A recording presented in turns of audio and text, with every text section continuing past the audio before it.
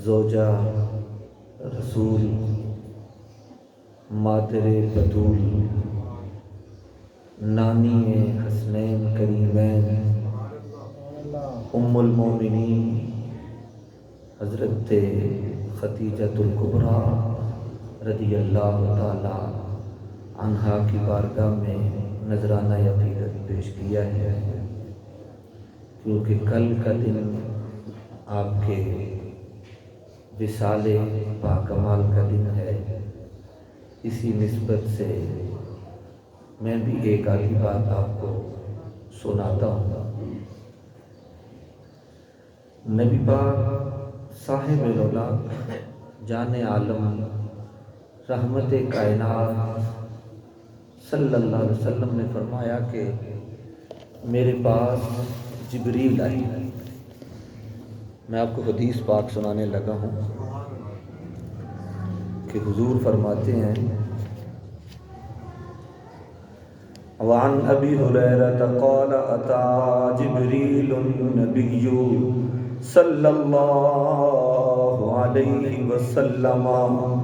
حضرت ابو ہریرہ فرماتے ہیں اتى جبریل النبی، جبریل علیہ السلام نبی پاک صلی اللہ علیہ وسلم کے پاس حاضر ہوئے، عرض کی فقال یا رسول اللہ هذه الخدیجة قد اتت معها اناء فيه ادام وطعام۔ عرض کی یا رسول اللہ یا حبیب اللہ، یہ خدیجہ آ رہی ہیں، ان کے ساتھ برتن ہیں جس میں سالن بھی ہے اور کھانا بھی ہے، معائنا ان کے ہاتھ میں برتن ہے، فیہ ادام وطعام اس میں کھانا بھی ہے اور سالن بھی ہے، اتت کا فقرأ علیہ السلام من ربها ومنی۔ فرمایا یہ جو خدیجہ آ رہی ہیں آپ کے لیے کھانا لے کے آ رہی ہیں، سالن لے کے آ رہی ہیں، اتت فقرأ علیہ السلام، ان کی بارگاہ میں سلام پیش کیجئے، من ربها ومنی، ان کا رب بھی ان پر سلام بھیجتا ہے اور میں بھی سلام عرض کرتا ہوں۔ وہ کل میں نے ایک بات میں آپ کو بات سنائی تھی نا کہ آج کسی بندے کے ساتھ موڈا لگ کے فوٹو آ جائے نا، کوئی گفتگو نہ کرتے ہوئے فوٹو تصویر لگ جائے تو وہ اپنے دفتر میں لگاتا ہے جا کے، یہ دیکھنا فلاں کے ساتھ فوٹو ہے اپنی، فلاں کے ساتھ بات چیت ہے اپنی، فلاں کے ساتھ اپنا رابطہ ہے، واہ سیدہ خدیجہ آپ کی شان کے کیا کہنے، رب سلام بھیجتا ہے آپ کو۔ اور کبھی کو بڑا پیار والا کہے نا کہ وہ فلانا بندہ سلام دے رہا تھا تو دل مچل جاتا ہے، واہ آج اس نے سلام بھیجا ہے۔ پھر دیکھتے ہیں لے کے یہ سلام کون آیا ہے، یہ محبت بھرا پیغام کون لے کے آیا ہے، واہ حضرت خدیجہ ام المومنین، سلام بھی رب نے بھیجا ہے، لے کے جبریل آیا۔ فرمایا فقرأ علیہ السلام من ربی ومنی، حضور حضرت خدیجہ کی بارگاہ میں رب کا سلام بھی پیش کریں اور میرا بھی سلام پیش کریں۔ وَبَشِّرْهَا بَيْتٍ فِي الْجَنَّةِ مِنْ قَصَبٍ لَا صَحَبَ فِيهِ وَلَا نَصَبٍ، اور ان کو ایک اور خوشخبری بھی عطا فرمائیں۔ وہ خوشخبری کیا ہے؟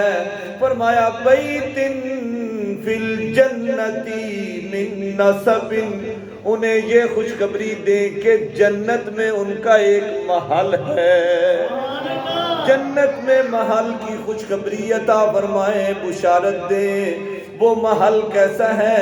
من قصب، وہ موتیوں کا بنا ہوا ہے، اس میں موتی ہیں، من قصب لا صحب فیہ ولا نصب، اس میں نہ تو کوئی شور ہوگا اور نہ کوئی تکلیف ہوگی۔ فرمایا اتنا پیارا اور خوبصورت محل ہے جس میں خوبصورت موتی لگے ہوئے ہیں، اور نہ ہی اس میں کوئی شور ہوگا، کوئی تکلیف، آرام دہ سکون دہ ہوگا، اس میں کوئی تکلیف والی بات نہیں ہوگی۔ تو سبحان اللہ، سیدہ کی شان کے رب کریم انہیں سلام بھیجتا ہے، اور ابھی وہ دنیا میں ہے، ابھی وہ دنیا میں ہے۔ اگر اس جملے کی سمجھ آ جائے تو تیرا سینہ جو ہے وہ محبت سے بھر جائے گا۔ ابھی دنیا میں ہے، رب جنت کی بشارت دے رہا ہے، اور صرف بشارت نہیں دے رہا، جنت میں محل بھی عطا فرما رہا ہے، اور اس محل کی کیفیت بھی بیان فرما رہا ہے۔ پیار سے کہیں نا سبحان اللہ۔ اور یہ جو حدیث پاک میں نے آپ کو سنائی ہے، یہ امام بخاری نے بھی اسے نقل کیا ہے، امام مسلم نے بھی اسے نقل کیا ہے۔ پیار سے کہیں نا سبحان اللہ۔ اور آپ کی بڑی شانیں ہیں، بڑی شانیں ہیں اور بڑی خصوصیات ہیں آپ کی۔ ایک تو یہ کہ جتنی دیر آپ حضور کے نکاح میں رہی، حضور نے کسی اور بیوی سے نکاح نہیں فرمایا۔ آپ ذرا غور فرمائیں اس بات پر کہ جس ہستی کو ایک لمحے کے لیے دیکھ لیا جائے، جس ہستی کو ایک لمحے کے لیے انسان ایمان کی حالت پہ دیکھ لے تو ہمیشہ کے لیے اس پہ دوزخ حرام ہو جاتا ہے، جہنم حرام ہو جاتا ہے۔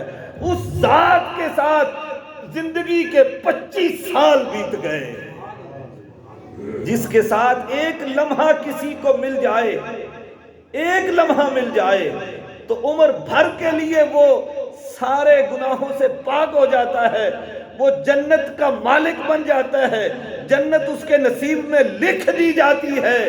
تو جس کے ساتھ حضور نے 25 سال گزارے، اس کی عظمت و شان کیا ہوگی۔ اور صرف گزارے نہیں، بلا شرکت غیرے گزارے، کہ ان کے ہوتے ہوئے حضور نے دوسرا نکاح ہی نہیں فرمایا۔ اور آپ کی سیرت پاک میں آتا ہے کہ ایسے گزارے کہ حضرت اماں عائشہ فرماتی ہیں کہ آپ جب بھی دیکھتے تو ختیجہ کا ذکر کرتے، جب بھی دیکھتے تو ختیجہ کا ذکر کرتے۔ ایک دن میں نے عرض کر ہی دیا، حضور آپ ہر بار ہر لمحہ ختیجہ کی باتیں کرتے ہیں، کیا آپ کو رب نے اتنی پیاری بیویاں نہیں عطا فرمائیں؟ فرمایا 25 سال ایکو جے لگائے نے کہ 25 سال میں ایک دفعہ بھی یہ بات نہیں کی کہ گھر میں آج بچے رو رہے تھے، آج فلاں کام تھا، آپ لیٹ آئے، آپ یہ ہوا۔ 25 سال میں ایک لفظ بھی شکوے کا زبان پہ نہیں لے کے آئی۔ کس گھر میں نہیں ہوتی یہ بات؟ کس گھر میں نہیں ہوتی؟ اور 25 دن میں شروع ہو جاتی ہیں، 25 سال تو دور کی بات ہے۔ لاؤ ایسا گھر کہ جہاں ایسی بات نہ ہوتی ہو۔ یہ حضرت ام المومنین ختیجۃ الکبریٰ رضی اللہ تعالی عنہا کی ذات بابرکات ہے کہ 25 سال گزار دیے، 25 سال میں ایک لمحہ بھی ایسا نہیں آیا کہ حضور کے سامنے کوئی بات پیش کی ہو، کوئی خواہش پیش کی ہو۔ ہمیشہ زندگی میں ایسے ہوتا ہے، جب بھی شادی ہوتی ہے تو کچھ خرچہ لڑکے والے کرتے ہیں، کچھ لڑکی والے کرتے ہیں، کبھی وہ کھانا بناتے ہیں، کبھی وہ بناتے ہیں۔ سبحان اللہ، پیار سے کہیں نا سبحان اللہ۔ حضور کا نکاح ہے سیدہ ام المومنین حضرت ختیجۃ الکبریٰ کے ساتھ، تو خرچہ سارا حضرت ختیجہ نے فرما دیا۔ پیار سے کہیں نا سبحان اللہ۔ بلکہ میں نے یوں بھی سنا کہ آپ نے خوشی سے بانٹے، لنگر بانٹے، تقسیم کیے کہ آج رب نے مجھے وہ رب کا محبوب عطا فرمایا۔ اتنی بڑی خوشی منائی آپ نے، اور 25 سال پورے آپ نے آپ کے ساتھ گزارے، اور کئی کئی ماہ اور کئی کئی دن آپ غار میں چلے جاتے، کئی دن گھر نہ آتے، تو کبھی بھی آپ نے زبان پہ شکوے کا لفظ، کوئی بات ایسی لائی نہیں جس کے حضور کے دل پہ ناگوار گزرے۔ کیسی پیاری محبت آپ کے ساتھ۔ اور اس سے ملتی جلتی بات آپ کو سناؤں، پیار سے کہیں سبحان اللہ، کیونکہ ہم حضور کی ہر نسبت کا احترام کرتے ہیں۔ جتنی دیر حضرت ختیجہ حضور کے نکاح میں رہی، آپ نے ایک اور نکاح نہیں فرمایا، اور جتنی دیر سیدہ کائنات فاطمہ الزہرا سلام اللہ مولا کائنات کے نکاح میں رہی، اتنی دیر آپ نے بھی دوسرا نکاح نہیں فرمایا۔ پیار سے کہنا سبحان اللہ۔ کہا کر سکتا ہوں مگر ختیجہ کے ہوتے ہوئے اور نکاح نہیں فرمایا۔ اے علی تو بھی کر سکتا ہے، رب نے اجازت دی ہے کہ ہر مسلمان مرد جو ہے وہ 4 شادیاں ایک وقت میں رکھ سکتا ہے، مگر جب تک تیرے نکاح میں میری شہزادی بطول سیدہ کائنات مخدومہ کائنات ہے، ام الحسنین ہے، دختر مصطفیٰ ہے، تب تک تو دوسرا نکاح نہیں فرما سکتا۔ پیار سے کہیں سبحان اللہ، اور پیار سے کہیں سبحان اللہ۔ روزہ بھی ہے، آپ کو ایک بڑی نفیس بات بتانے لگا ہوں، بڑی نفیس بات۔ علامہ اقبال انگلینڈ میں خطبہ دے رہے تھے، یہ چھپا ہوا بھی ملتا ہے آپ کا۔ اس میں کافروں نے، مشرکوں نے ایک سوال کر دیا، یہ بات بڑی توجہ سے سنیں گے تو پھر سمجھ آئے گی۔ کافروں نے سوال کیا کہ آپ حضور کے نبوت، نبی ہونے کی عقلی دلیل دیں کوئی۔ بات سمجھ آئی؟ کافروں نے کہا کہ آپ وحی کے علاوہ کوئی دلیل دیں، آپ پر وحی آتی ہے، آپ اللہ کے نبی ہیں، رب نے آپ کو بھیجا ہے، قرآن آپ پر نازل ہوتا ہے، یہ ساری باتیں چھوڑ دیں، یہ نقلی دلائل ہیں، یہ لکھے ہوئے ہیں، یہ قرآن اور حدیث کے دلائل ہیں، یہ نہیں چاہیے، عقل کے ساتھ ثابت کرو، دلائل کے ساتھ، اس زمینی حقائق کے ساتھ ثابت کرو کہ حضور اللہ کے آخری نبی ہیں، اس پر دلائل دو۔ پیار سے کہیں نا سبحان اللہ، اور پیار سے کہیں سبحان اللہ، کہ عقل سے ثابت کریں حضور اللہ کے نبی ہیں۔ تو آپ نے فرمایا، اس میں 3 جواب آپ نے ارشاد فرمائے۔ اس میں پہلا جواب یہ تھا کہ جس بندے کو اپنے اور بیگانے بھی صادق اور امین کہیں، جس نے زندگی کے 40 سال پورے اس کی زندگی ایک کھلی کتاب کی طرح اپنوں اور بیگانوں کے سامنے کھلی ہو، پوری زندگی میں اس نے کبھی جھوٹ نہ بولا ہو،